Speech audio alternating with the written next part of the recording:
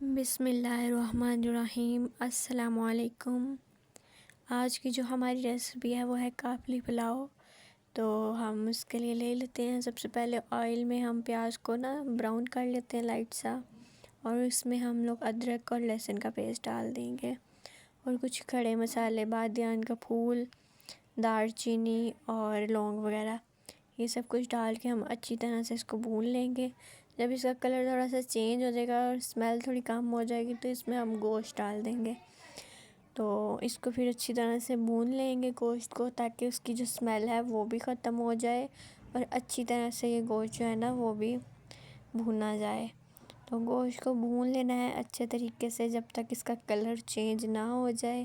اس کا colour change ہوگا تو اس میں ہم کچھ مسالے ڈال لیتے ہیں، نمک جتنا آپ اپنے ذائقے کے مطابق ڈال لیں، زیرہ، یہی چیزیں اس میں جائیں گی، ٹھیک ہے۔ اور اس کو ہم اچھے سے پھر تھوڑا سا بھون لیں گے تاکہ جو ہے نا زیرہ بھی براؤن ہو جائے تھوڑا، اور پھر اس میں ہم پانی ڈال کے اس کو پریشر لگا لیں گے، ٹھیک ہے۔ اتنی دیر میں جب تک وہ پریشر جو ہے ہمارا بولتا ہے، ہم اتنی دیر تک گاجر فرائی کر لیتے ہیں اور ساتھ ہی کشمش بھی فرائی کر لیتے ہیں۔ اسے ہم دم میں ڈالیں گے تو یہ بڑا اچھا اس کا ذائقہ آ جائے گا، ٹھیک ہے۔ یہ دیکھیں، یہ ہمارا گوشت اب تک گل گیا ہے۔ کالی مرچیں ڈال دیں گے، ہم نے پہلے نہیں ڈالی تھی نا، نمک ہی ڈالا تھا بس۔ اس میں اور کوئی بھی مرچیں نہیں جائیں گی، صرف کالی ہی ڈلیں گی، تو آپ اپنے ذائقے کے مطابق ڈال لیجیے گا۔ تھوڑے سے ہم اس میں سفید چنے بھی ایڈ کر لیں گے، اس سے اس کا ٹیسٹ زیادہ ہو جائے گا، اس کا ذائقہ بڑھ جائے گا۔